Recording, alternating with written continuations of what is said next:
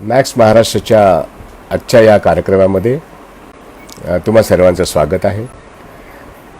मला वाटतं पंतप्रधान मोदींनी जे काही आर्थिक पॅकेज जाहीर केलं 20 लाख कोटी रुपयाचं, आणि त्यानंतर मग निर्मला सीतारामन या आपल्या अर्थमंत्र्यांनी पंतप्रधानांच्या म्हणण्याला दुजोरा देत हे 20 लाख कोटीचं पॅकेज हे अनफोल्ड करायला सुरुवात केली. आणि त्यातून 20 लाख कोटीचा एकूण वास्तविकता काय असा एक प्रश्न निर्माण झालेला आहे. आणि 20 लाख कोटी ही अशी एवढी मोठी रक्कम आहे की त्या रकमेचं पॅकेज हे जवळजवळ विरोधी पक्षांपैकी अनेक विद्वानांनी, अनेक अर्थतज्ञांनी वारंवार मागणी केलं होतं की तुम्ही पूर्वी 1.70 लाख कोटीचं दिलं.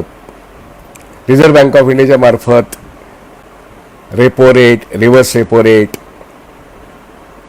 या बाबतीमध्ये काही पावलं उचलण्यात आली गेल्या 2-3 महिन्यामध्ये.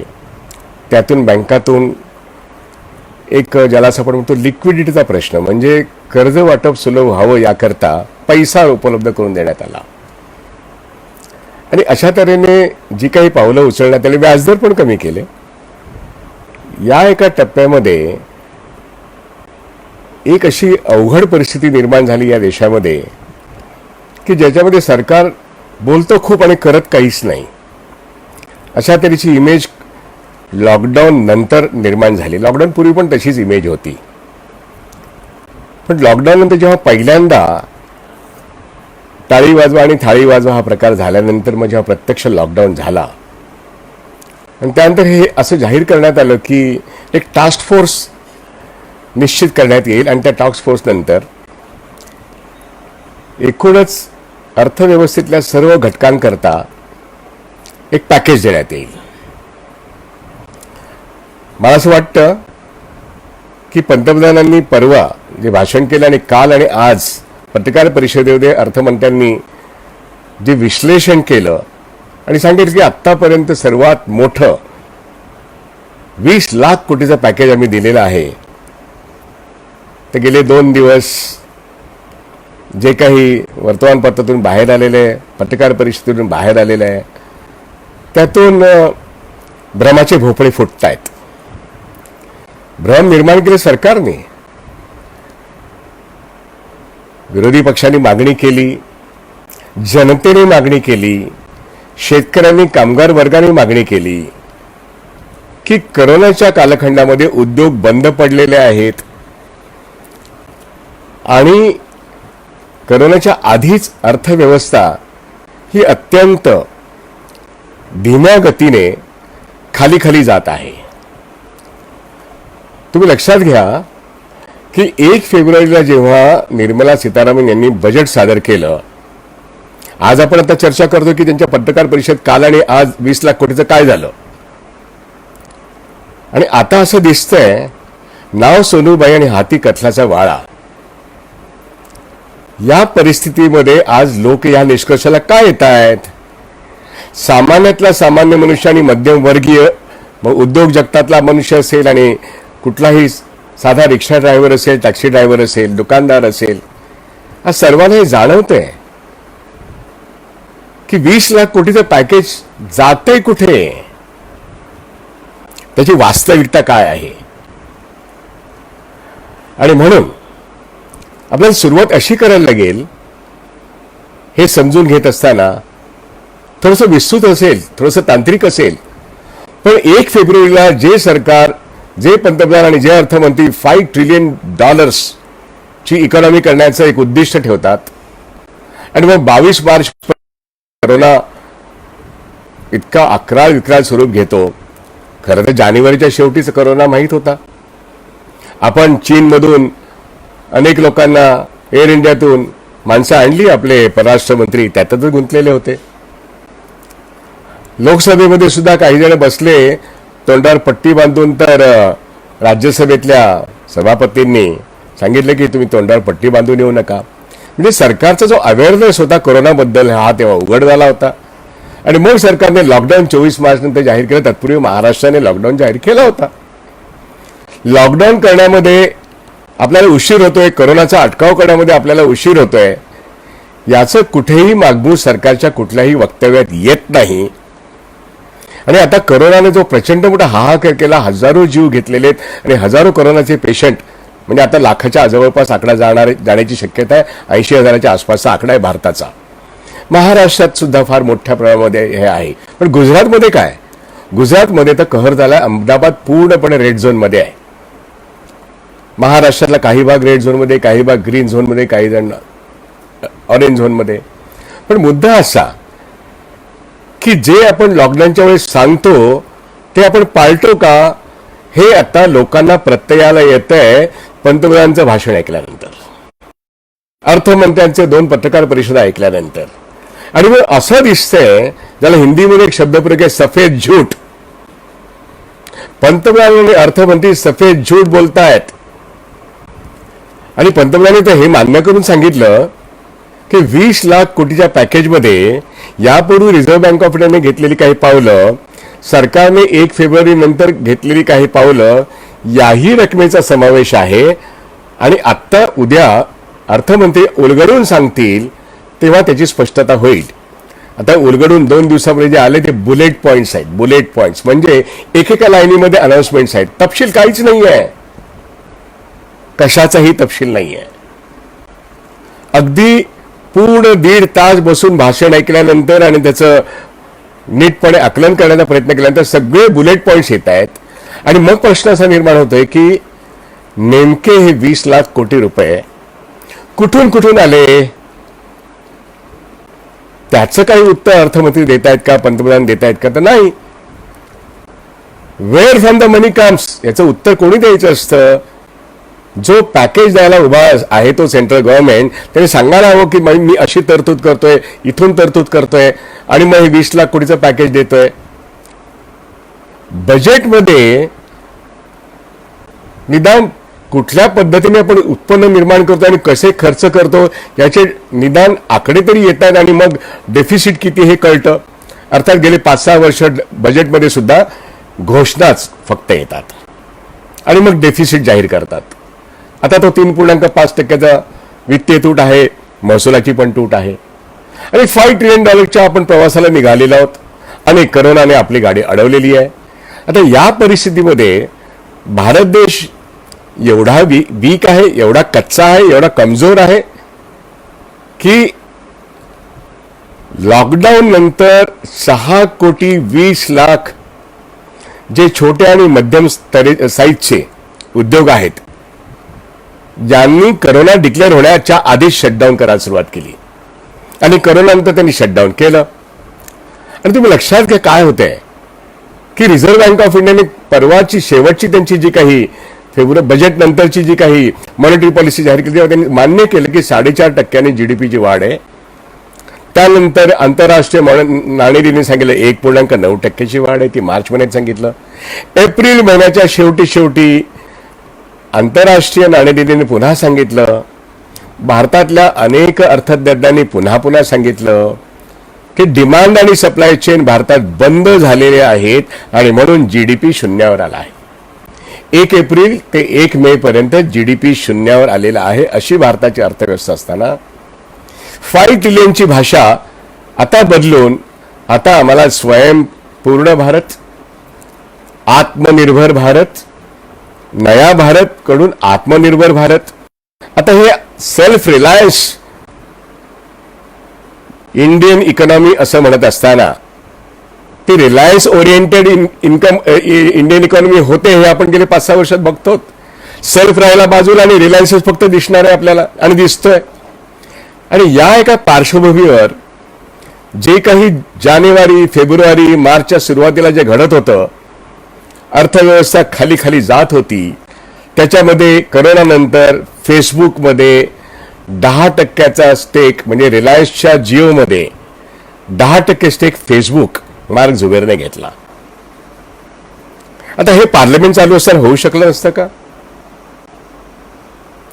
आजचे 2 पत्रकार परिषदेचे वास्तविकता तपासण्यापूर्वी या काही गोष्टी समजून घेणं फार आवश्यक आहे. कारण मला असं वाटतं की भारत सरकार जे जाहीर करते तो फार डिसेप्टिव्ह आहे. सामान्य लोकांना हे कळते की माझ्या हातात काहीच नाहीये, पण डिसेप्टिव्ह म्हणजे काय काय आहे हे तरी समजून घेतलं पाहिजे. चीनच्या अलिबाबा.कॉमने वाया सिंगापूर HDFC मध्ये गुंतवणूक केली आणि 2,400 रुपयाचा शेअर 1,75,00,000 एवढे शेअर घेतले. अगदी करोना नंतरची गोष्ट. मार्केट पडत असताना या दोन घटना फार महत्वाच्या आहेत. आणि त्याचबरोबर तुम्ही हेही बघितलं असेल की 6 डेट फंड फ्रँकलिनचे बंद होत आहेत. IL&FS आणि DHFL आणि HDILचं जे आर्थिक संकट आहे त्यातून येस बँक तर मुद्दामून वाचवली, कारण का ती गेल्याच जमा होती, त्याचं व्हर्च्युअल कॅपिटल वाईपआउट झालं होतं. पण टू बिग टू फॉल म्हणून त्यांना वाचवण्यात केंद्र सरकारनेच पुढाकार घेतला आणि LICला, HDFCला, स्टेट बँक ऑफ इंडियाला पुढे करून त्यांना वाचवलं. पण पंजाब आणि महाराष्ट्र बँकेला नाही वाचवलं. सहकारी क्षेत्राला नाही वाचवायचं आहे. आणि CKB बँकेचं लायसन बरोबर 30 एप्रिलला कॅन्सल झालेलं आहे. आणि मला सांगायला कदाचित भीती वाटते की महाराष्ट्रातलं सहकार खातं ज्या काँग्रेस पक्षाकडे आणि ज्या राष्ट्रवादी पक्षाकडे आहे त्यांनी सावध राहावं. अर्बन कोऑपरेटिव्ह बँकांचे जे सेक्शन 35 खाली ज्या बँका आहेत त्यांचे पुढच्या 6 महिन्यात कसे नंबर लागतील हे मृत्यूलेख, लायसन कॅन्सल होणं म्हणजे मृत्यूलेख लिहिण्याचं काम रिझर्व्ह बँक ऑफ इंडियाने PMC बँकेचं रेग्युलेशन सिंगली हँडेड करण्याकरता पार्लमेंटमधून जे अधिकार मिळवले आणि आता ते सिंगल रेग्युलेटर आहेत, लाईनीत ते सगळे लायसन्सेस कॅन्सल करायला लागतील. आणि महाराष्ट्रामध्ये IFC BKC मधून गांधीनगरकडे येऊन जो एक धक्का महाराष्ट्र सरकारला देण्याचा प्रयत्न केला, महाविकास आघाडीला प्रयत्न केला, तोच प्रकार महाराष्ट्रातल्या सहकार बँका यांना धक्का देण्याचा प्रयत्न रिझर्व्ह बँक ऑफ इंडियाच्या मार्फत होतोय. सावध राहिलं पाहिजे महाविकास आघाडीने सुद्धा. आणि आपण सहकार खातं जे सांभाळतो त्याच्यामध्ये काय आपल्या पायाखाली आहे हे पण पाहायला शिकलं पाहिजे. आणि म्हणून आता पॅकेजच्या निमित्ताने 20 लाख कोटी जे येत आहे आणि त्यात पूर्वी जी परिस्थिती आहे 40-42 दिवसामध्ये लॉकआउट मधली, सगळे उद्योग बंद पडलेत, सर्व MIDC बंद आहेत, मुंबई, पुणे, ठाणे बंद आहे. देशातले 6 कोटी 20 लाख छोटे आणि मोठे उद्योग बंद आहेत. त्यातले 12 कोटी 20 लाख लोकांचे नोकऱ्या गेलेल्या आहेत. त्यांचा 2 महिन्याचा पगार द्या आणि नोकरी घालवू नका हे सांगणं पब्लिक डिझास्टर मॅनेजमेंटच्या एका सर्क्युलरमध्ये सरकारने म्हटलं खरं, पण कोण विचारतोय सरकारला? उद्योगपतींना सांगितलं की नाही आम्हाला शक्यच नाही, आमच्याकडे पैसेच नाहीत. म्हणजे ज्या उद्योगपतींकरता गेल्या 5-6 वर्षात या सरकारने जे जे काही बजेट मार्फत केलं, आज ते उद्योगपती कामगारांना वाऱ्यावर सोडतायत. 2 महिन्याचा 3 महिन्याचा पगार देणार नाहीत. कंत्राटी कामगार, आउटसोर्स कामगारांना दुसऱ्या दिवशी घरात बसवलं. IT कंपन्या, फिनटेक कंपन्या यांनी आपल्या कामगारांना सांगितलं एक तर तुम्ही घरी बसा, वर्क फ्रॉम होम करा, 50% पगार घ्या, नाहीतर तुम्हाला आम्ही रिट्रेंच करू. आणि पुण्यामध्ये हाहाकार आहे. मोठ्या प्रमाणामध्ये हे सगळं घडतंय आणि संपूर्ण देशामध्ये जेवढे काही छोटे आणि मोठे उद्योग आहेत ते आता लॉकडाऊनमध्ये शटडाऊन झालेले आहेत. आणि या परिस्थितीमध्ये लॉकडाऊन पूर्वीच बजाजने आणि टाटा मोटर्सने आपले ऑटो सेक्टर शटडाऊन केलेलेच होते. आता कोणताही सेक्टर स्वतःहून उठून उभा राहील अशी त्याची आर्थिक परिस्थिती नाहीये. कमकुवत आहे. मग काही प्रश्न उपस्थित होत आहेत. सरकारचा पैसा जो तेलामधून वाचला तो गेला कुठे? सरकार जे $5 ट्रिलियन इकॉनॉमीकडे चाललं होतं ते कुठल्या ताकदीवर होतं? आपण जवळजवळ 2.5 लाख ट्रिलियनची इकॉनॉमी आहोतच, म्हणजे तशी मजबूत इकॉनॉमी आहेच. मनमोहन सिंगच्या काळात ही इकॉनॉमी GDPच्या 8% पर्यंत गेली, ती मजबूत होती. मग हा जो जमलेला पैसा हा गेला कुठे? त्याला वाट कुठे फुटली? पाय कुठे फुटले? मनमोहन सिंगच्या काळात CAGचे रिपोर्ट्स खूप चर्चेला येत होते. 2G, कोळसा आणि क्रोनिक कॅपिटलिझम हे शब्द सगळ्यांनाच माहीत होते. पण गेल्या 5-6 वर्षात कॅगचे रिपोर्ट्सच कोणी तपासत नाहीत. ते जाहीर झाले असतील, पार्लमेंटमध्ये सादर झाले असतील, तर त्याची तर चर्चा ऐकिवात नाहीये. आणि या सगळ्या ताकदीच्या जोरावरती आम्ही बघा भ्रष्टाचार निपटून काढतो असं म्हणणारं सरकार, आम्ही डिमॉनिटायझेशननंतर, चलनवाढीनंतर, आपल्या जीएसटी नंतर या देशाला बळकटी आणली असं म्हणणारे, मेक इन इंडियामध्ये हा देश मोठा होतो असं म्हणणारे, आम्ही स्किल इंडिया निर्माण केलं असं सांगणारं हे सरकार लॉकडाऊनच्या परिस्थितीमध्ये 2 महिन्याचा पगार लोकांना देऊ शकत नाही. मालकाला हे सांगू शकत नाही की तुम्ही पगार दिलाच पाहिजे. मालक पण म्हणतात आमच्याकडे पगार द्यायला पैसे नाहीत. एक वेळ असं आपण समजू शकतो, होय आपण व्यावहारिक बोललं पाहिजे. मालक ज्यांना शक्य आहे त्यांनी 1 महिन्याचा पगार दिला, दुसऱ्या महिन्याचा पगार दिला नाही. पण ज्यांची नोकरी गेली आहे ते छोटे कामगार, कॉन्ट्रॅक्ट वर्कर्स, आउटसोर्स वर्कर्स यांच्या पगाराचं प्रोटेक्शन करण्याकरता सरकारने काहीतरी पावलं उचलली का? बिलकुल काही उचललेली नाहीयेत.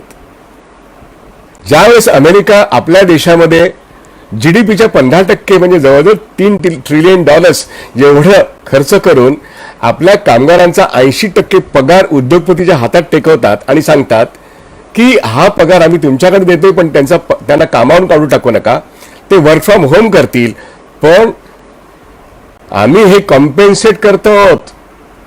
ट्रेझरीमधून त्यांनी खर्च केले. भारत सरकारने काय केलं? जे काही त्यांनी रिझर्व्ह बँक ऑफ इंडिया मार्फत लिक्विडिटी जनरेट, म्हणजे भारत सरकारने खर्च केले का?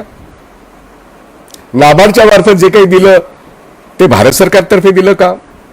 त्या भारताच्या अंगीकृत व्यवसायात हे मान्य आहे, परंतु ते जनतेच्या पैशावरती चालतात, हेही तेवढंच महत्वाचं आहे.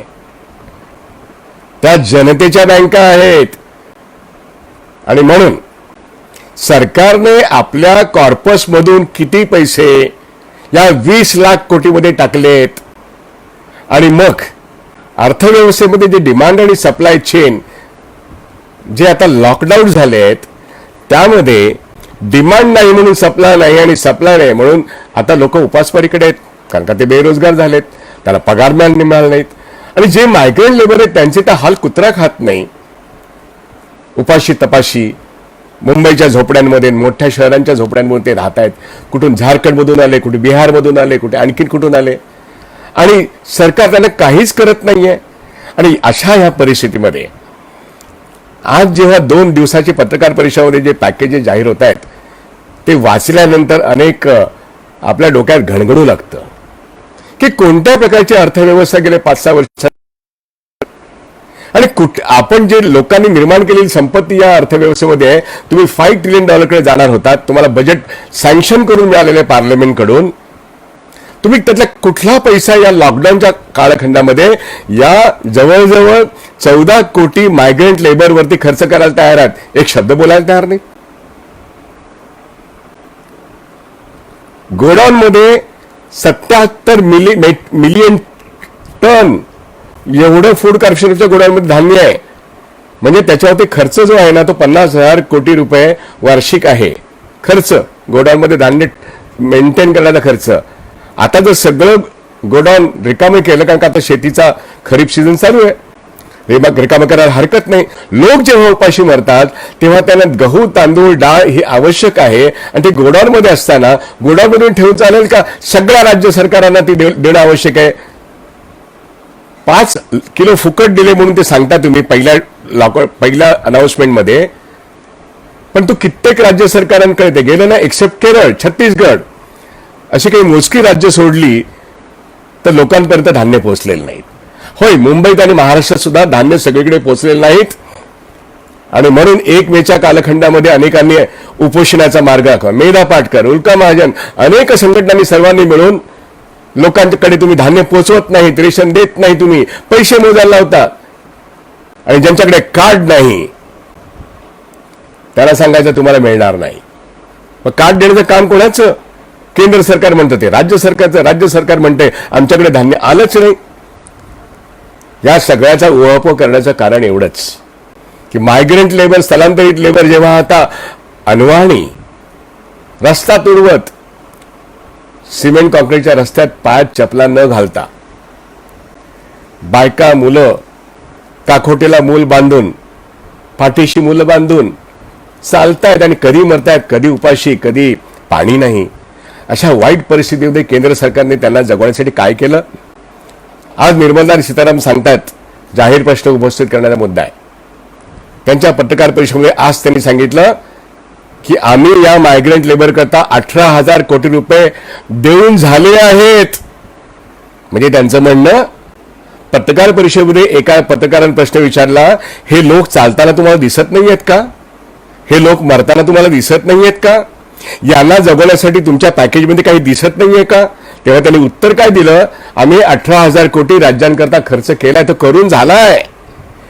म्हणजे ही जबाबदारी राज्यांवरती आहे. 18,000 कोटी कुठे गेले? कधी त्यांनी जाहीर केलं की आम्ही 18,000 कोटी दिलेत?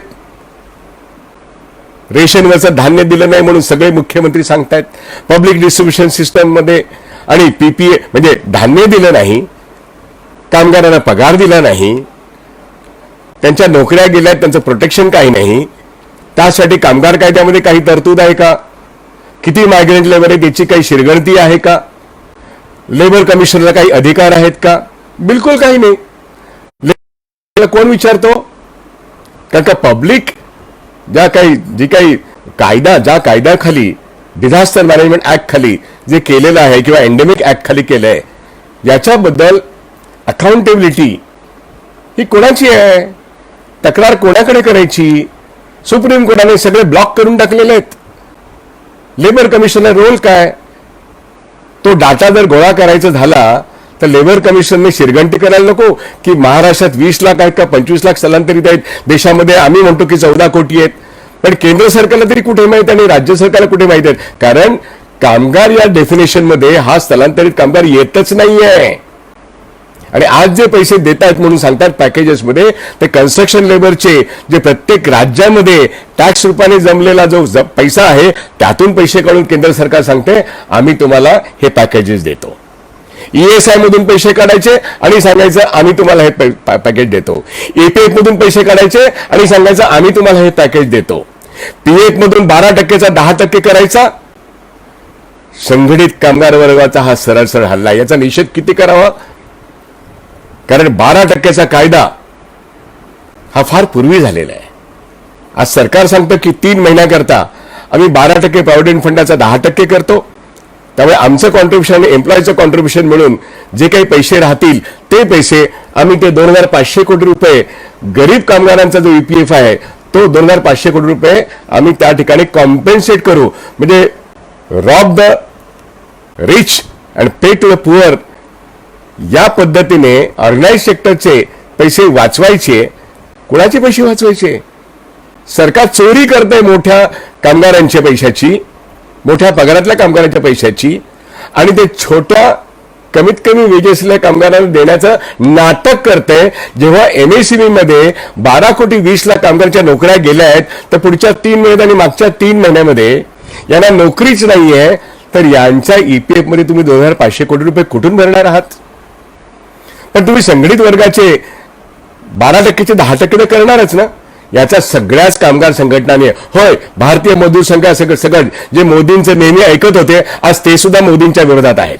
चांगली गोष्ट आहे. त्यांचा कुठेतरी एक आत्मा जागा झालेला आहे. कारण गेले 6 वर्ष ते बोलत नव्हते. आता ते ह्या सगळ्या कामगार कायद्याला, जे करोनामध्येच कोंडीत गाठलं कामगार वर्गाला, की तुमचे सगळे अधिकार आम्ही काढून घेतोय. 3-3 वर्ष यूपी मध्ये एमपी मध्ये सस्पेंड करण्यात आले कामगारांचे कायदे. आणि महाराष्ट्रात मध्ये सुद्धा 8 तासाचा दिवस 12 तास केला. फक्त महाराष्ट्र इतरांपेक्षा वेगळा का? तर या महाराष्ट्रामध्ये आणि मुंबईच्या ठाण्याच्या आसपास 8 तासाचं काम 12 तास करून घेतल्यानंतर, होय महाराष्ट्र सरकारने उद्योगपतीने सांगितलं वरच्या 4 तासाचा दुप्पट ओव्हरटाईम द्या. हे महाराष्ट्राचं वैशिष्ट्य आहे. काम आहे म्हणून 12 तास काम आहे. दिवसाची 2 शिफ्ट. आज कामच नाही म्हणून या गोष्टीला विरोध करून चालणार नाही. काम द्या. त्यांनी दिलं. 4 तासाचे ते ओव्हरटाईमचं पेमेंट करतायत, चांगली गोष्ट आहे. पण आंतरराष्ट्रीय स्तरावरती 8 तासाचा जो दिवस आहे तो 12 तास करणं, याला कामगार संघटना मान्यता देणार नाहीत, महाराष्ट्रात पण मान्यता देणार नाहीत. त्यामुळे लॉकडाऊन उठल्यानंतर जेवढे काही कायदे सस्पेंड झालेले आहेत, जेवढा पीएफचा कायदा असेल, ईपीएफचा कायदा असेल, 8 तासाचा दिवस असेल, आणखीन अनेक ट्रेड युनियन कायद्यांमध्ये संघटना बांधणीच्या कायद्यापासून कामगाराची व्याख्या काय असेल आणि मग ईएसआय असेल, हे सगळे जे पैसे कामगारांचे आहेत, या पैशाचा हात घालून केंद्र सरकार पॅकेजेस जाहीर करतं मायग्रंट लेबरसाठी आणि उद्योगपतींसाठी सुद्धा. मंत्री गट केंद्र सरकारने जो स्थापन केला, आजच इंडियन एक्सप्रेसमध्ये एक रिपोर्ट आलेला आहे. या मंत्री गटाने सांगितलेलं आहे की छोट्या उद्योगांना पुन्हा चालना देण्याकरता त्यांना तिथे येणारा जो कामगार आहे त्याला मनरेगाचं वेतन द्या आणि त्याकरता मनरेगामध्ये जे प्रोव्हाइडेड आहे बजेटमध्ये ते वेज सबसिडाइज करून देऊ आम्ही तुम्हाला. म्हणजे तुम्ही उद्योग उघडा, तुम्हाला आम्ही मनरेगाच्या कामगाराला जे 100 दिवसामध्ये 185 रुपये मिळत होते ते 201 करू आणि 201 केल्यानंतर त्याचा जो काही सबसिडीचा भाग असेल तो उद्योगपतींना या मनरेगाच्या फंडातून देणार. केवढं हे क्रौर्य. म्हणजे बाकी सगळ्या सबसिडीजना मोदी सरकारने सातत्याने विरोध केला. मग ते रेशन असेल, धान्य असेल, गॅस असेल, तेल असेल, सगळ्या सबसिडीज त्यांनी ज्या वेलफेअर मेजर म्हणून आधीच्या सर्व सरकारांनी, विशेष करून मनमोहन सिंग सरकारने केल्या होत्या, ते गेले कुठे पैसे? आणि ते आता उद्योग उभे करण्याकरता ते पैसे उपलब्ध करतात. हे जे आकडे आहेत ना, 2,000 कोटी, 20,000 कोटी, 10,000 कोटी, हे कुठून आणले सांगत नाहीत. पण आपल्याला दिसतंय की जनतेचे, कामगारांचे, महिलांचे, पुरुषांचे जे श्रमातून निर्माण झालेले फंड आहेत, केंद्र सरकारचे, राज्य सरकारांचे, याच फंडात हात घालून सरकार म्हणते आम्ही तुम्हाला पॅकेजेस देतो. पॅकेजेसचा जो अर्थ अमेरिकन सरकारने, फ्रान्स सरकारने किंवा देशोदेशीच्या भांडवलदारी सरकारांनी ज्या एका सोशल अपलिफ्टमेंटच्या पद्धतीने क्रयशक्ती वाढण्याकरता, कामगारांच्या हातातली क्रयशक्ती वाढण्याकरता, नोकऱ्या टिकवण्याकरता करोडो डॉलर्स मोकळे केले, भारत सरकारने एक पैतरी सोडली आहे का? 20 लाख कोटीच्या पॅकेजमध्ये जेव्हा मोदी सरकार सांगतं की आधीचे आम्ही हे 1.70 दिले, मग आरबीआयने 4.5 लाख कोटी तुमच्या CRR मधून आपल्या रेट ऑफ, म्हणजे जेव्हा मॉनिटरी पॉलिसी डिक्लेअर केली त्यावेळेस बँकांनी किती ठेवी ठेवायच्या असतात रिझर्व्ह बँक ऑफ इंडियामध्ये, त्याच्यावरती त्यांनी 0.5%, 0.5% ठेवी ठेवू नयेत. म्हणजे हजारो कोटी, लाखो कोटी बँकांना कर्जाने, कमी व्याजदराने लोकांना कर्ज देऊ शकतात आणि ते उद्योगपतींनी त्याचा फायदा घ्यावा. अरे पण कोण उद्योगपती येते? कुठली बँक कोणाला देते? उद्योग बंद असताना रिझर्व्ह बँक ऑफ इंडियाने हे जे काही रिव्हर्स रेपो रेट आणि रेपोर्टमध्ये बदल केले त्याचा फायदा कुणालाच झालेला नाहीये. गेल्या 3 महिन्यामध्येच नव्हे तर गेल्या 6 महिन्यामध्ये आणि गेल्या वर्षभरामध्ये, विशेष करून नोटाबंदीनंतर आणि जीएसटी नंतर एकूणच पब्लिक सेक्टर बँका, प्रायव्हेट सेक्टर बँका, कोऑपरेटिव्ह बँका यांचं कर्ज वाटप हे 3 ते 4% आलेले आहे, जे 12% होतं पूर्वी. कर्ज वाटप नोटाबंदीच्या कालखंडानंतर आणि या करोनाच्या पूर्वी फक्त ऑटो सेक्टर आणि अफोर्डेबल हाऊसिंग एवढ्यापुरतंच मर्यादित होतं. कुठलीही कर्ज ते देत नव्हते, कारण का जेटली साहेबांनी सांगितलं की 4 लाख कोटीची कर्ज मुद्रा लोन बँकांनी दिली आणि त्यातून एवढा मोठा रोजगार निर्माण झाला. सब झूठ. सगळा नॉन परफॉर्मिंग असेट झालेला आहे, सगळे थकीत आणि बुडीत कर्ज आहेत. आणि त्या पार्श्वभूमीवर आता कुठलंही नवीन कर्ज देताना तारण आहे की नाही हे पूर्वीपेक्षा जास्त बँकाच विचारतात, कारण का अनेक बँक अधिकाऱ्यांना त्यांनी केलेल्या चुका किंवा न केलेल्या चुकांना सुद्धा त्यांना नोकरीतून काढून टाकण्यात येत आहे, त्यांना चार्जशीट आणि इन्क्वायरीमध्ये खेचलं जात आहे. आणि म्हणून आज बँक कर्मचारी, बँक अधिकारी वरपासून खालपर्यंत ही जी काही सरकारने नाकेबंदी केली बँक अधिकाऱ्यांची आणि बँक कर्मचाऱ्यांची, तो काम करतोय. तोही एक त्यांच्या व्याख्येप्रमाणे योद्धा पण आहे या करोनाच्या लढ्यामध्ये, पण त्याचं नाव कोणी घेत नाही. घेतलं पाहिजे, जसा पोलीस, जसा डॉक्टर, जसा नर्सेस, सरकारी कर्मचारी, म्युनिसिपालिटीचे कर्मचारी, सफाई कर्मचारी, पण बँक कर्मचाऱ्याचं नाव का नाही घ्यायचं? पण हा बँक कर्मचारी आज कर्ज वाटपामध्ये पुढे येऊ शकत नाही, कारण का अधिक थकीत आणि बुडीत कर्जाचा टक्का 11 लाख कोटी आहे. आणि त्याच्यामध्ये हे छोटे उद्योग आणि मोठे उद्योग जर थकीत आणि बुडीत कर्जाच्या कचाट्यात अडकलेले असतील, त्यांना आता 3 लाख कोटी रुपये देण्याचं निर्मला सीतारामन या अर्थमंत्र्यांनी जाहीर केलं. बँकाच देणार ना, कुठली बँक देणार? आज स्टेट बँक ऑफ इंडियाचे चेअरमन येऊन सांगतायत की आम्ही अशी स्कीम तयार करू की आम्ही या छोट्या आणि मोठ्या उद्योगांना देऊ. मला ते अजूनही शक्य वाटत नाहीये. ते शक्य झालं तर बरं होईल, पण ते शक्य वाटत नाही. याचं कारण की आधी छोट्या उद्योगपतींना कुठेतरी डायरेक्ट बेनिफिट देण्याचा प्रश्न आहे. छोटे आणि मोठे, त्याला स्मॉल स्केल सेक्टर आणि मिडियम स्केल सेक्टरचे उद्योग जे आहेत, हे सुद्धा एवढे सक्षम नाही आहेत की जे 2 महिन्याचा पगार देऊ शकत नाहीत, लोकांना नोकरीवरून काढून टाकतात. एवढी त्यांची प्रॉफिटेबिलिटी नाही आहे, त्यामुळे तेही अगतिक आहेत. त्यातले अनेक लोक चांगले पण आहेत. 1 महिन्याचा पगार त्यांनी दिला, पण दुसऱ्या महिन्याचा पगार देऊ शकत नाहीत. यांना डायरेक्टली कुठेतरी सरकारने मदत देण्याची गरज आहे. आणि त्या ठिकाणी सरकार काय करतं की मनरेगाच्या वेज रेटवरती अशा उद्योगांना सांगतायत की तुम्ही खेडोपाडी, तालुक्याला, जिल्ह्याला आपले उद्योग सुरू करा, आम्ही तुम्हाला हे वेजेस सबसिडाईज करू देऊ. हा मोठा कट रचला जातोय. हे एवढ्या मोठ्या प्रमाणात निर्मला सीतारामन काल सांगितलं नाही, पण मंत्रीगट जो आहे केंद्र सरकारचा, त्याचा प्लान आता आज मंत्रिमंडळाकडे गेलेला आहे. तोच अप्रूव्ह होऊन नंतर जाहीर होणार आहे. हे झालं उद्योगांच्या बाबतीतलं. मायग्रंट लेबरला अन्न दिलं नाही, अन्न असताना गोड्यामध्ये दिलं नाही, पगार नाही, ते राहू शकत नाहीत. ते कोविडने मरतील म्हणून घरी जाऊन मरूया म्हणतायत. आणि कोविडपेक्षा जाता जाता किती मरतील याची गिनती नाही. आणि तेव्हा निर्मला सीतारामन सांगतात ती जबाबदारी आमची नाहीये, ती राज्य सरकारांची. आम्ही 18,000 कोटी दिलेत. आणि मग तिथे प्रश्न निर्माण होतो की महाराष्ट्राला 18,000 कोटीमध्ये किती हजार कोटी मिळालेत हे आता महाराष्ट्र सरकारच्या महाविकास आघाडीने जाहीर करावं. निर्मला सीतारामन खरं बोलतायत का महाराष्ट्र सरकार, केरळ सरकार, छत्तीसगड सरकार, राजस्थान सरकार, ज्यांना बोलता येणं शक्य त्यांनी तरी बोलावं की आम्हाला काहीच मिळालं नाही? कारण महाराष्ट्रातले 20 ते 25 लाख मुंबई ठाण्यातून निघाले सगळे मायग्रंट लेबर, ते भुकेले होते, त्यांना पैसे नाही आहेत. आणि त्यांच्यासाठी जर केंद्र सरकारने पैसे दिले असतील मग त्यांना का नाही वाटले? आणि त्यांना रेल्वेची सोय नाही करून दिली, त्यांना वाहनांची सोय करून दिली नाही, त्यांना अन्नाची सोय करून दिली नाही, त्यांना पाण्याची सोय करून दिली नाही, त्यांना मरण्याकरताच मोकळं ठेवलं.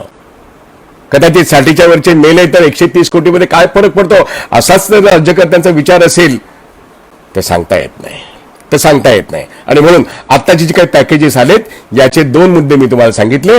लेबर लॉ आणि लिक्विडिटी, म्हणजे बँकांमधून जी मदत करण्याच्या नावाखाली जे काही 4, 4.5 लाख, 5 लाख कोटी जे अवेलेबल आहेत देण्यासाठी, पण बँका देऊ शकत नाहीत कारण अशी कुठलीही कॉन्क्रीट स्कीम त्यांच्या पुढे नाही आहे.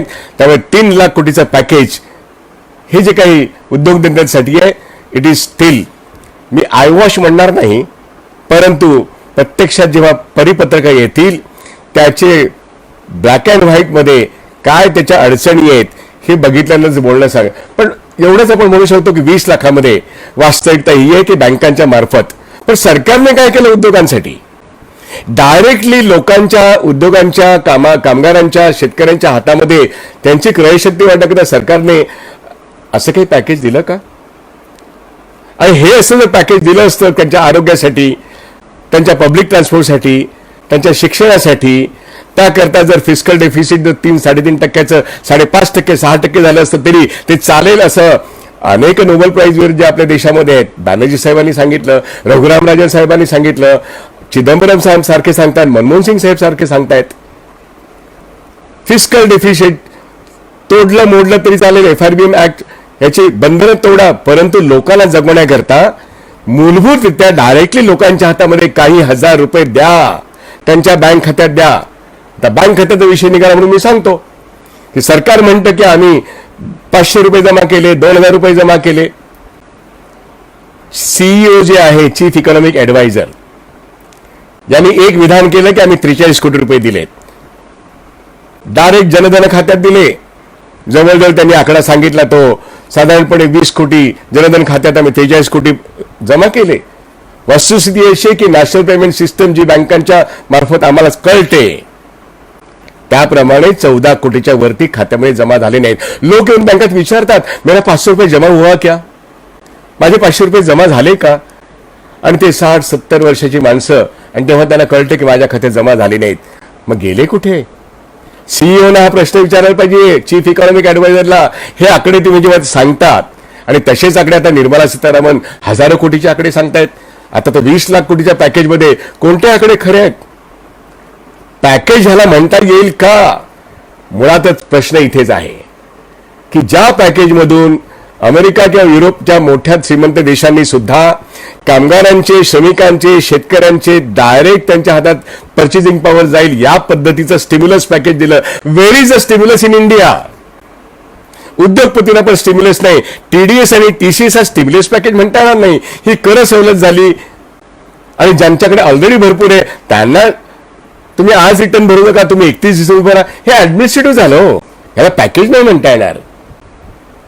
एसएमई आणि स्मॉल स्केल इंडस्ट्रीज हे 5 कोटी आणि 10 कोटीचे ते जे नियम बदलले हे ऍडमिनिस्ट्रेटिव्ह झालं.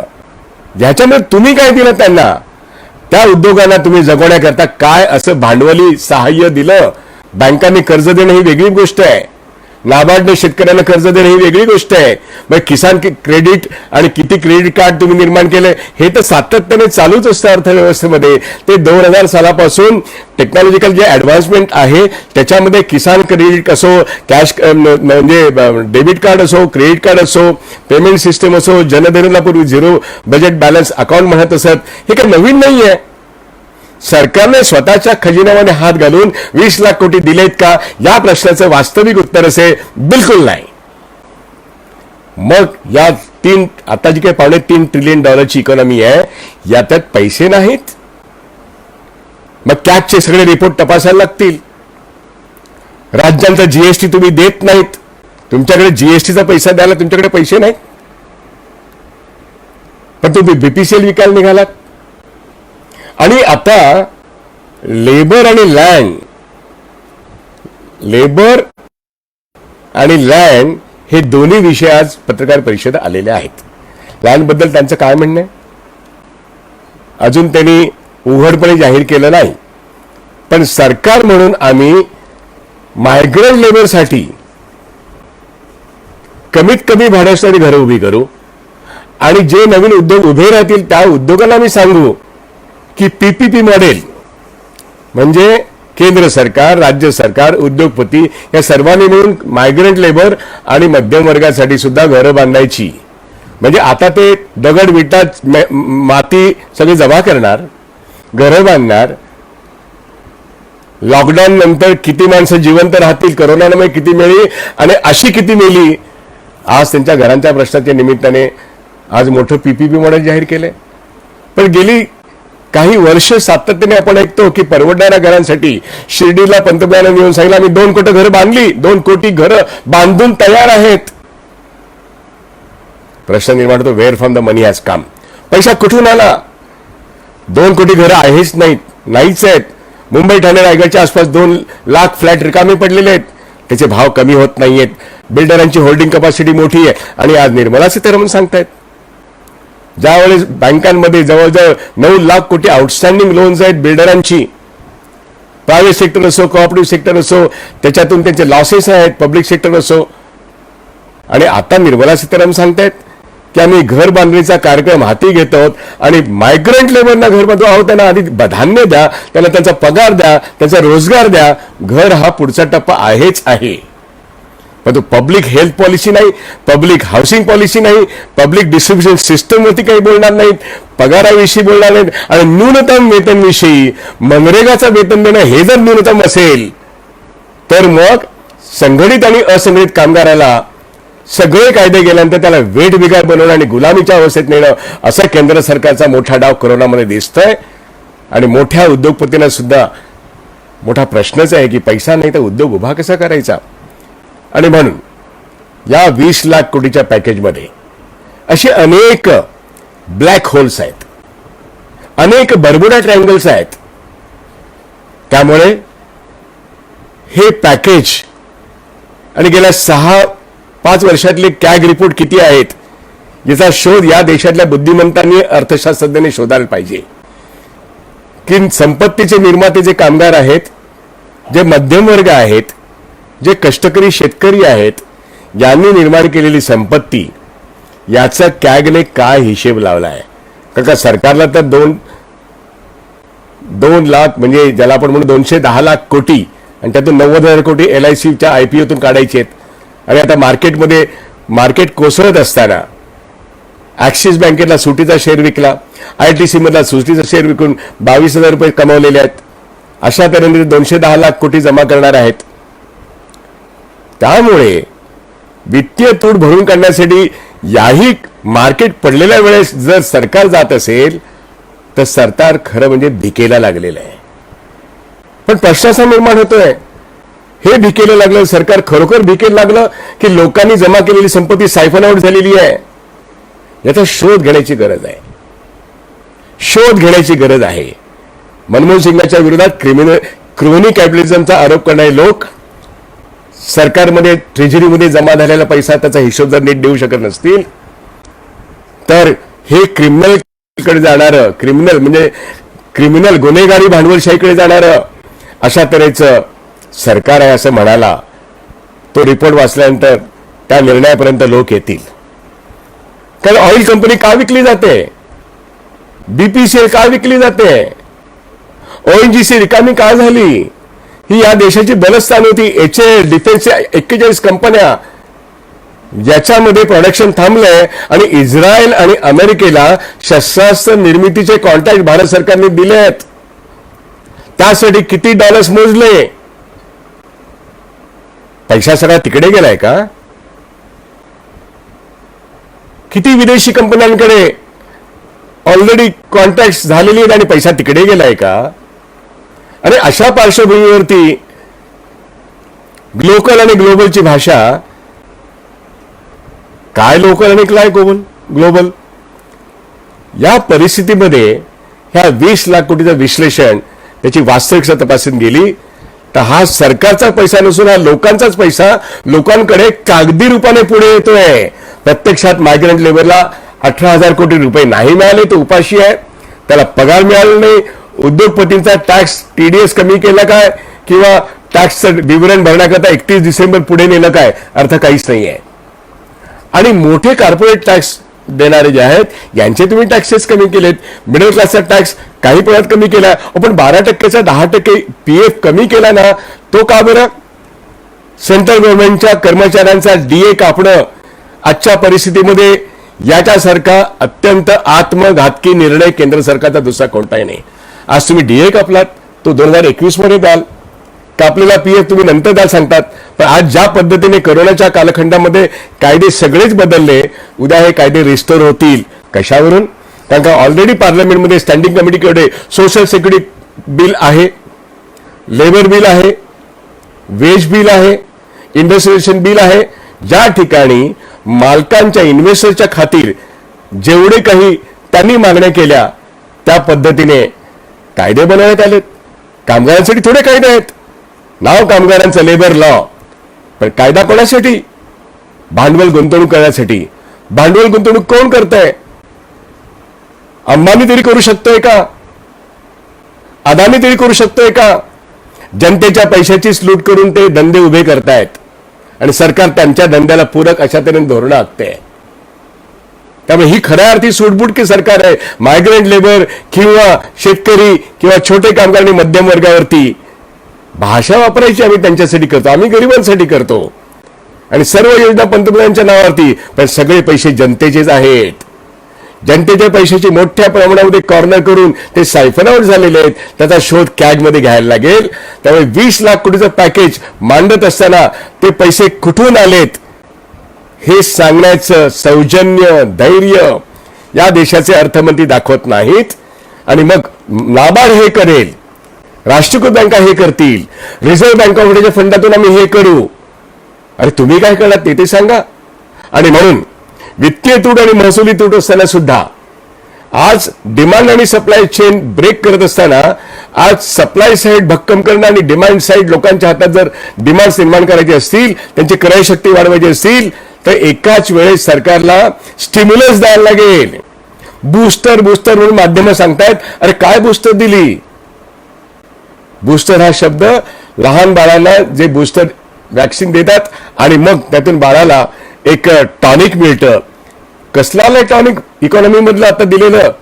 भारत सरकार कोणतंही पॅकेज देत नाहीये आणि कोणती तयारी पण नाही. आणि आजच बातमी मिळाली की 2 एप्रिलला वर्ल्ड बँकेने $1 बिलियन कोविडचा मुकाबला करण्याकरता भारत सरकारकडे सुपूर्द केलेले आहेत. 1 एप्रिल आणि आज आपण 14 मे मध्ये आहोत. लोक 40-45 दिवस सैनावेळा धावतायत. पैसा नाही. आणि अमेरिकेला आपण ते वॅक्सिन पण पाठवलं. आपल्याकडे पीपीई निर्माण करतो म्हणून पंतप्रधानांनी सांगितलं की आम्ही होय डिफेन्स सेक्टरमध्ये स्वतः पीपी निर्माण केले. जो डिफेन्स सेक्टर त्यांनी बंद केला होता त्या डिफेन्स सेक्टरनेच त्यांना पीपी किट्स निर्माण करून दिले. कारण का चायनाचे किट आहेत, बेकार होते. मुद्दा इथे असा आहे की पैसे नाही केंद्र सरकारकडे आणि राज्य सरकारकडे पाठवले आहेत असं बोलत असताना आजच बातमी आहे की $1 बिलियन वर्ल्ड बँकेने भारत सरकारकडे 1 तारखेला सुपूर्द केलेले आहेत to fight out all the problems arising out of Covid.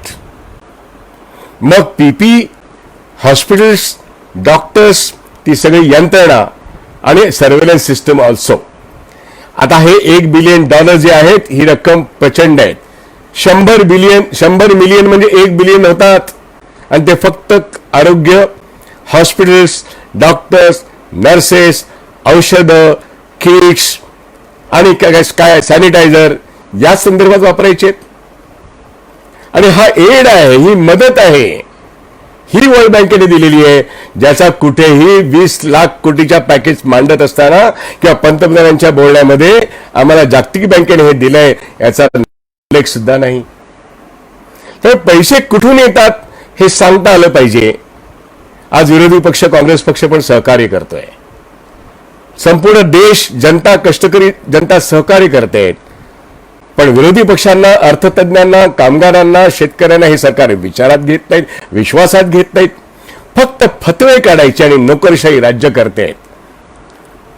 Doctor Babasaheb आंबेडकरांच्या संविधानातला प्रत्येक शब्द खोटा करून पार्लमेंटला बाजूला ठेवून किंवा वळसा घालून त्यांची सर्व मंत्रालय आता ऍडमिनिस्ट्रेटिव्ह सर्क्युलर काढून ज्या पद्धतीने लॉकडाऊन पूर्वी आणि लॉकडाऊनच्या नंतर ही जी काय अर्थव्यवस्थेची मोडतोड करून हाताळणी करतायत ह्याच्यामध्ये क्रोनी कॅपिटलिझम नव्हे तर क्रिमिनल कॅपिटलिझमचा वास येतोय. आणि म्हणून 20 लाख कोटीच्या पॅकेजचा जर बायफर्केशन जर तुम्हाला देता येत नसेल माननीय अर्थमंत्री महोदया, तर मग आम्हाला सामान्य जनतेला हे म्हणायचं आहे की आम्ही जे राज्यकर्ते निवडले ते राज्य करायला पात्र नाहीयेत. कारण त्यांनी कोविडची माणसं तर मारलेलीच आहेत. 60च्या वरचे अनेक लोक गेलेलेच आहेत. चालता चालता जे लोक गेलेत यांची गिनती कुठे? ना ते कामगार आहेत, ना ती जनता आहे तुमची. मेल्याचं काय दुःख आहे यांना? आणि अत्यंत क्रूर पद्धतीने, अत्यंत अमानुष पद्धतीने केंद्र सरकार त्यांचा उल्लेख न करता असं स्पष्टपणे सांगते ही राज्यांची जबाबदारी आहे. आणि म्हणून जनतेने म्हणून प्रश्न विचारला पाहिजे. राज्यांची जबाबदारी असेल तर राज्यांना विचारू, केंद्राची जबाबदारी असेल तर केंद्राला विचारू. आपल्याला माणसं जगवायची आहेत. आणि अर्थव्यवस्थेमध्ये हे जे काही चाललंय एकतर्फी नाही, हे जनतेचे पैसे आहेत. मग ते 3 ट्रिलियन असेल किंवा 5 ट्रिलियन असेल, सगळ्या पब्लिक सेक्टरमध्ये आणि सगळ्या प्रायव्हेट सेक्टरमध्ये आणि सगळ्या बँकांमध्ये तमाम कष्टकऱ्यांचे आणि उद्योगपतींचे, मोठ्यांचे, छोट्यांचे, सर्वांचे पैसे आहेत. त्याच्यावरती या देशाच्या जनतेचा हक्क आहे. म्हणून आम्हाला प्रश्न विचारण्याचा हक्क आहे. आणि 20 लाख कोटीचं पॅकेज आम्ही भीक दिल्यासारखं करतो म्हणून ज्या पद्धतीने अर्थराज्यमंत्री आणि केंद्रीय अर्थमंत्री आज प्रेस कॉन्फरन्सेस घेत आहेत, उपकार करता का आमच्यावर? जनतेने संतप्तरित्याने हे प्रश्न विचारले म्हणजे उपकार करता का आमच्यावर? आमचेच पैसे विविध खात्यांमध्ये विविध मंत्रालयांमध्ये आहेत, ते तुम्ही आम्हाला इकडून काढून तिकडून देता, तिकडून काढून इकडून देता आणि सांगत नाहीत. तुमच्या खजिन्यातून तुम्ही काय दिले? रिझर्व्ह बँक ऑफ इंडिया सातत्याने त्यांनी 4 लाख कोटी पैकी जे काढायचे होते उर्जित पटेलने राजीनामा दिला आणि 1.20 लाख कोटी तिने काढले. पुन्हा त्यांना दरवर्षी जवळजवळ 75,000 कोटीपेक्षा जास्त रुपये काढले. 1,20,000 कोटी मागच्या वर्षी पण काढले, याही वर्षी काढले आणि आता पुन्हा 2.5 ते 3 लाख कोटी काढायचे सरकारच्या खर्चाकरता. आणि शिवाय सरकारच्या आदेशाप्रमाणे रेपो रेट आता म्हणे मंत्रिगटाने सांगितलंय रेपो रेट शून्यावर आणा. तो आज 4% आसपास आहे, तो शून्यावर आणा.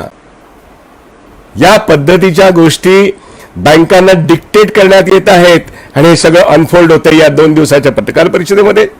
20 लाख कोटीचा हिशेब देता येत नाहीये, परंतु हाताखालच्या सर्व संस्था यांना अंकित करून लोकांच्याच पैशावरती लोकांनाच गुमराह करून आज ज्या पद्धतीने 20 लाख कोटीचा कोणताही हिशोब न देता जर केंद्र सरकार वागत असेल तर लोकांनी आरटीआयला ते ढीक घालत नाहीत. लॉकडाऊन नंतर लोक रस्त्यावर उतरतीलच. काही दिवसानंतर पोलिसांना आज ते कोरोनामध्ये बिचारे पोलीस पण दगावत आहेत, डॉक्टर पण दगावत आहेत, नर्सेस पण दगावत आहेत. पण केंद्र सरकारचा खात्यातल्या लोकांना आज डीए नाकारला, काही दिवसानंतर वेतन पण नाकारण्याची पाळी येईल. महाराष्ट्रातल्या राज्य सरकारने राज्य सरकारच्या कर्मचाऱ्यांना 2 हप्त्यामध्ये आम्ही पगार देऊ म्हणून सांगितलं, पैसे नाहीत म्हणून. सरकारी कर्मचारी उभे राहिले म्हणून त्यांना ते मिळालं. सरकारला जर संधी मिळाली केंद्र आणि राज्य सरकारला तर ते संघटित कामगारांना सुद्धा आपलं वेतन देणार नाहीत, कारण का आमच्याकडे पैसेच नाही म्हणून सांगतील. या पद्धतीचं या 21व्या शतकामध्ये राज्य सरकारांचे जे अर्थव्यवहार आहेत, केंद्र सरकारचे जे अर्थव्यवहार आहेत, मग गेला कुठे संपत्ती निर्माण जी केली कामगार शेतकऱ्यांनी मध्यमवर्गीयांनी, ते गेले कुठे पैसे? सांगायला हे ठीक आहे की पगारावरती खर्च झाले, पण मग सगळा हिशोब पैसा हिशोब लोक जेव्हा मागायला लागतील तेव्हा सरकारला भारी पडू शकतं. आणि म्हणून आज सरकार लेबर आणि लँड आणि लिक्विडिटी या 3 प्रश्नांच्या बाबतीमध्ये बोलते आणि प्रत्यक्षामध्ये प्रचंड मोठ्या प्रमाणात वास्तविकता ही आहे की लोकांची फसवणूक होते आहे. आणि लोकांनी इतकी संपत्ती जी निर्माण केली 70-75 वर्षामध्ये, ती पब्लिक सेक्टरच्या डिसइन्व्हेस्टमेंटच्या प्रक्रियेमध्ये आणि या अर्थव्यवस्थेमध्ये जे अनेक लूट झाली आहे त्या प्रक्रियेमध्ये हे पैसे गेले कुठे? मार्केटमध्ये डेट फंड बंद होत आहेत, म्युच्युअल फंड जवळजवळ 25 लाख कोटीपेक्षा जास्त म्युच्युअल फंडात पैसे आहेत. लोकांना ते पैसे मुद्दल तरी मिळतील का, की मुद्दलाच्या निम्मे मिळतील? आज लोकांना खाते लोक पैसे विड्रॉ करतायत. मार्केट खाली गेलंय. कालच्या पत्रकार परिषदेनंतर 850 अंश आज मार्केट खाली गेलंय. हे मार्केटचं उत्तर आहे. निर्मला सीतारामन आणि पंतप्रधान यांनी 2 दिवस जे काही प्रवचन केलं त्याला मार्केटने उत्तर दिलंय, वी डोंट ट्रस्ट यू. जगभर मार्केट पडली, पण भारतातलं मार्केट या पार्श्वभूमीवर पडलेलं आहे. आणि उद्या ते मार्केट उभं राहण्याची शक्यता जर निर्माण होत असेल तर LIC आणि स्टेट बँक ऑफ इंडियाला खालून टेकू लागवा लागेल, तेव्हाच ते मार्केट थोडंफार वरती येईल. नाहीतर या 20 लाख कोटीचा भूलभुलैया आहे, त्यातून सामान्य लोक फसणार नाहीत, गुंतवणूकदार पण फसणार नाहीत. पण ह्याची फळं काय मग तपाला, असं म्हणून लोकांनी कपाळावर हात न मारता, लोकांनी त्वेषाने लॉकडाऊन उठल्यानंतर आपल्या अधिकारासाठी लढायला सज्ज झालं पाहिजे. हाच या 20 लाख कोटीच्या वास्तविकतेचा अर्थ आहे. त्यामुळे लोकांनी आपले लोकशाही अधिकार जे हिरावले जात आहेत, घटनादत्त अधिकार हिरावले जात आहेत, जगण्याच्या हक्काचे प्रश्न निर्माण जे होत आहेत, हे सगळे प्रश्न कामगारांनी केवळ कामगारांचा प्रश्न बोलून चालणार नाही, तर तमाम जनतेचे प्रश्न एकत्रितपणे करून आपल्याला बोलावं लागेल. आणि म्हणून 20 लाख कोटीचा जो पॅकेजचा जो वास्तविकता आहे, ही वास्तविकता हा प्रचंड मोठा भूलभुलैया आहे. आणि ही प्रचंड मोठी, मी आत्ता त्याला फसवणूक शब्द वापरत नाहीये, कारण त्यातल्या काही संस्थात्मक बाबी आहेत.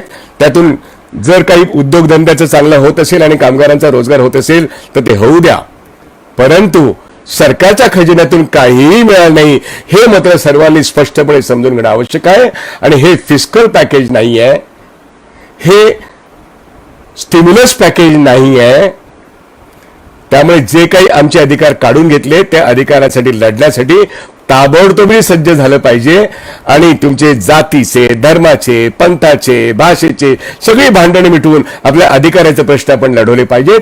हेच आता 20 लाख कोटीमधून जो काही जुमला आहे त्या जुमल्यामधून आम्हाला हा जुमला मान्य नाही हे सांगण्यासाठी याचं नीट आकलन करा. फाईन प्रिंट तुम्हाला बघायला मिळेल, वाचायला मिळेल. फाईन प्रिंट नंतर शेकडो पद्धतीने लोकांनी लिहितं व्हायला पाहिजे, लोकांनी बोलतं व्हायला पाहिजे. हा वास्तवतेचा खरा अर्थ आहे असं मला वाटतं आणि म्हणून त्यांनी सांगावं आणि आम्ही ऐकावं असे ते आजचे दिवस नाहीयेत.